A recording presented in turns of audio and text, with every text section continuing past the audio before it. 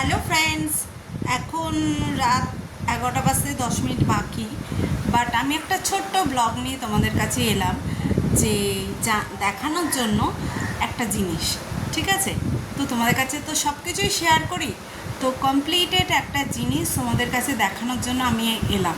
ঠিক আছে, তো তোমরা দেখে বলো। দাঁড়াও 1 মিনিট, আমি তোমাদের দেখাবো। ব্যাক ক্যামেরায় দেখো দেখো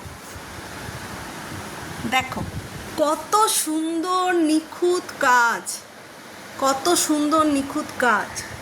দেখো, সামনে দিয়ে দেখো, কেউ বলতে পারবে এটা যে শিল্পী করেছে? আমার হাজব্যান্ড।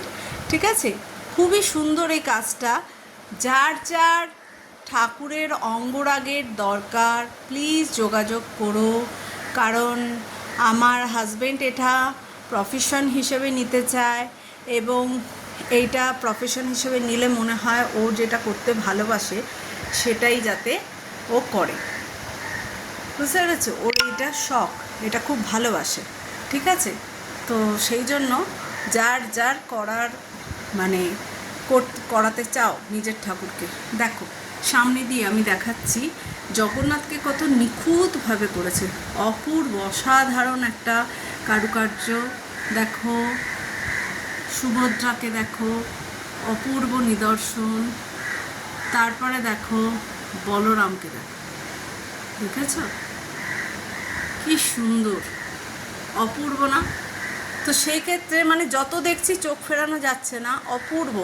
হাতের কাজটা দেখো, এই যে হাতে যেটা থাকে, দেখো, দেখছো? দেখো অপূর্ব কারুকার্য। যার যার ঠাকুরের মানে অঙ্গরাগ করানোর ইচ্ছা, দয়া করে যোগাযোগ করো। আমার হাজব্যান্ড এটা প্রফেশন হিসেবে নিতে চায়, কারণ সে আঁকতে ভালোবাসে, এবং এটা যদি প্রফেশন হিসেবে নেয় মন্দ হবে না। বুঝতে পেরেছ? তো যোগাযোগ করো তোমরা। ঠিক আছে, তো এটা আমি ভাবলাম যে কমপ্লিট জিনিসটা, আগে আমি ইনকমপ্লিট জিনিস দেখিয়েছিলাম, তো এখন আমি কমপ্লিট জিনিসটা দেখাচ্ছি। দেখো কত সুন্দর কারুকার্য, দেখছো? ভালো করে নজর করো, লক্ষ্য করো যে কোনো খুঁত আছে কিনা। খুঁত থাকলে অবশ্যই কমেন্টে জানিও। ঠিক আছে, কমেন্টে জানিও। ঠিক আছে, দেখো ভালো করে দেখো। তো সুতরাং আমার মনে হয় যে এটাকে যদি প্রফেশন হিসেবে নেওয়া যায় তাহলে মন্দ হবে না বিষয়টা। বুঝতে পেরেছ? তো এটা আমার হাজব্যান্ড নিজে হাতে তৈরি করেছে, খুবই সুন্দর কারুকার্য। এই ছোট্ট ব্লগটা তোমাদের সাথে শেয়ার করলাম, তোমাদের দেখিয়েছি কিভাবে তুলির কাজ করেছে, কিভাবে এঁকেছে।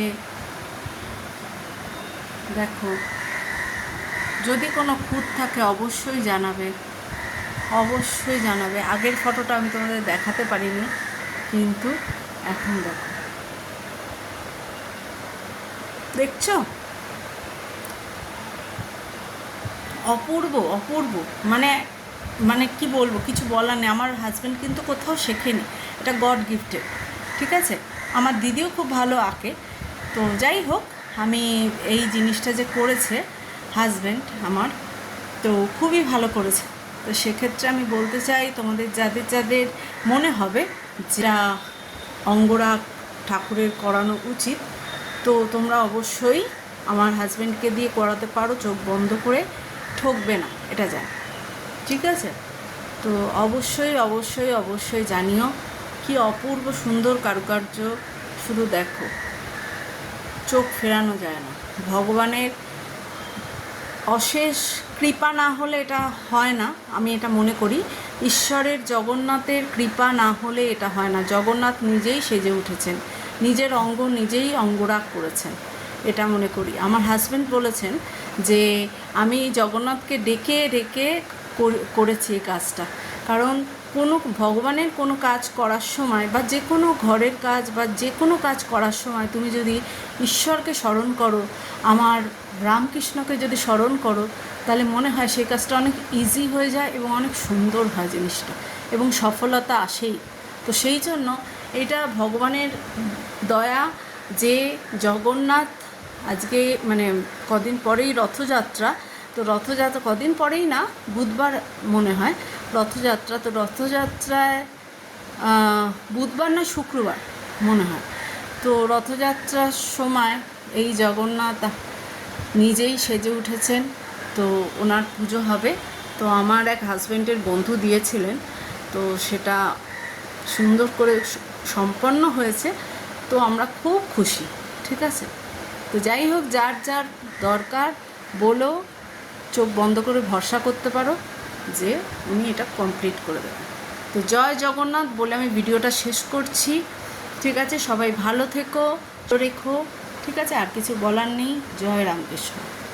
ঠিক আছে, আর একবার দেখিয়ে দিই। জয় জগন্নাথ, জগন্নাথের অশেষ কৃপা। দেখেছো? এই বলে আমি আমার ব্লগটা শেষ করছি। সবাই ভালো থেকো, গুড নাইট।